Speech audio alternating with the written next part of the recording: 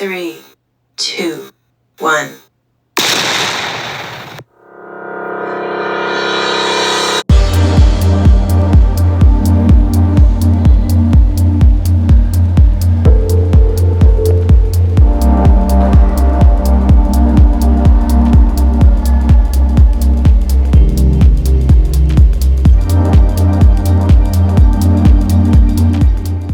My bold and the beautiful fans, welcome back to the channel, and buckle up, buttercups, because today's episode of the Bold and the Beautiful, we're serving up breakfast proposals, petty rage, and Sheila Carter trying to be the voice of reason.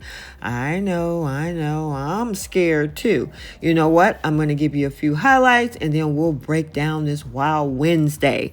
First, we have Hope and Carter, French toast and forever. We got the Forrester office where Brooks, Hope floats, and Steffi, it doesn't seem like she's feeling it, but she's dealing with it.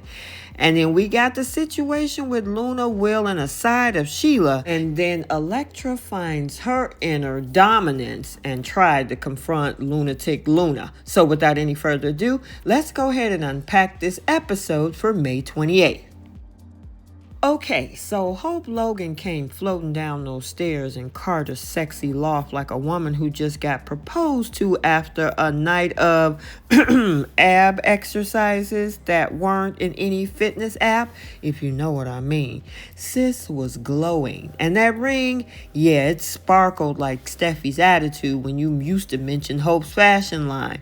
Now, she tells Carter last night was perfect. He agrees, and of course he does. He's Carter.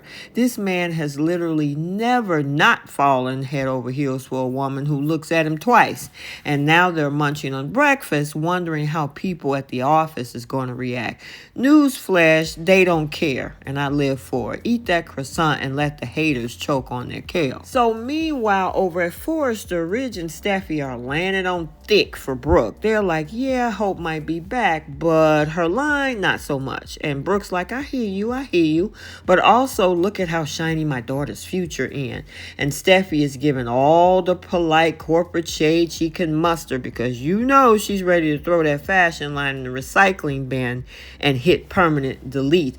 Then boom, Hope and Carter strolls in like a prom king and queen. Hope starts waxing poetic about healing and how life is short. Yes, sis, be deep. Then she drops the bomb. She is engaged. And y'all, Brooke was over the moon excited. Carter's over here saying Hope is his home and makes his heart skip.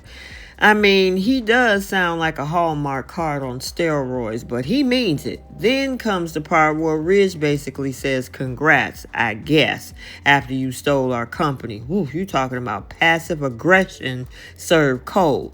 Still, Carter is all about rebuilding trust. He kisses Hope like he's auditioning for the Notebook Part 2 and tells Brooke that he'll protect her daughter with his entire heart. Over at Irgidino, Luna's texting Will like she's trying to seduce him with emojis and bad decisions. She wants alone time and not the kind you get in a yoga class. And just when you think it couldn't get any messier, surprise, Sheila Carter shows up to deliver advice like she's Dr. Phil in leather boots. She catches Luna mid-text and says, girl, stop playing with fire. And Luna's like, okay, grandma buzzkill. Ma'am, this is Sheila Carter. When she thinks you're going too far, it might be time to reevaluate things. But Luna, yeah, she keeps on. She says Will is bored with Electra. Honey, bored or not, he's taken.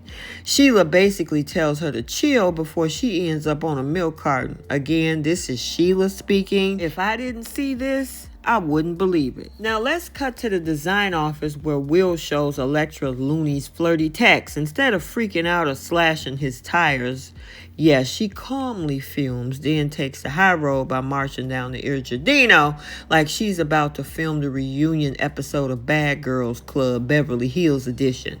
She walks up to Luna and basically says, say it to my face, sis, you want my man? And Luna smirks like a Bond villain and says, what you gonna do about it? Ooh, you talking about the shade, the venom, and the brows. Electra starts listing Luna's crimes like she's reading off her rap sheet.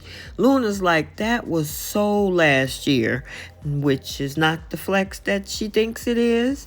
Now, Electra calls her soulless and says Will wants nothing to do with her. And Luna claps back with the threat, y'all.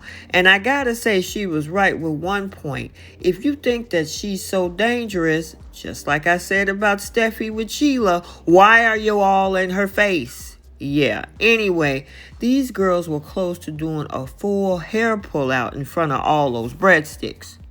Okay, so there you have it. Yes, Hope and Carter are engaged, glowing, and not giving a darn what the Forrester crowd thinks. And yeah, I guess we can love that for the two of them, even though I think Carter's making a big mistake long term. Steffi's being polite but shady. Ridge is giving passive aggressive realness. And Brooke, she is high on wedding dreams and low on tolerance for negativity.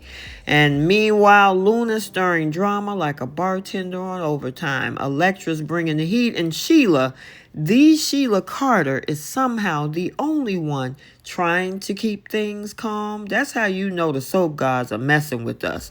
Well, soapies, that was your daily dose of drama. Hit that like button if you think Electra deserves a gold medal in confrontation or not.